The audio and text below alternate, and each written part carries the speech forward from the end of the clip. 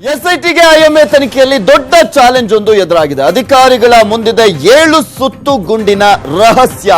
ಏನಪ್ಪಾ ಅದು 7 ಸುತ್ತಿನ ಗುಂಡಿನ ರಹಸ್ಯ ಅನ್ನೋದನ್ನ ಹೇಳ್ತೀವಿ. ಇಲ್ಲಿ ಪ್ರಮುಖವಾಗಿ ಹಗೆದಷ್ಟು ಬಯಲಿಗೆ ಬರ್ತಾನೆ ಇದೆ. ಈ ಒಂದು ಐಎಂಎ ವಂಚನೆ ಪ್ರಕರಣಕ್ಕೆ ಸಂಬಂಧಪಟ್ಟಂತೆ ಸಾಕಷ್ಟು ವಿಚಾರಗಳು ಬಯಲಿಗೆ ಬರ್ತಾ ಇರುವಂತದ್ದು.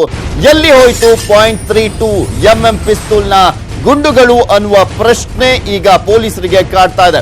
ಹಳೆ ಫೈರಿಂಗ್ ಕೇಸ್ಗಳನ್ನ ರೀಓಪನ್ ಮಾಡ್ತಾ ಇದೆ ಎಸ್ಐಟಿ ತಂಡ. ಸೋಮವಾರ ಎಸ್ಐಟಿ ಸರ್ಚ್ ವೇಳೆ ಪಿಸ್ತೂಲ್ ಪತ್ತೆ ಆಗಿರುವಂತದ್ದು. ಪಿಸ್ತೂಲ್ನ 20 ಬುಲೆಟ್ ಪೈಕಿ 7 ಬುಲೆಟ್ಗಳು ಮಿಸ್ಸಿಂಗ್ ಆಗಿದೆ.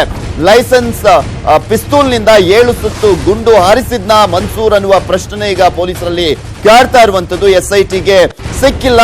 7 ಗುಂಡುಗಳಿಗೋಸ್ಕರ ಈಗ ಶೋಧವನ್ನ ನಡೆಸ್ತಾ ಇದ್ದಾರೆ.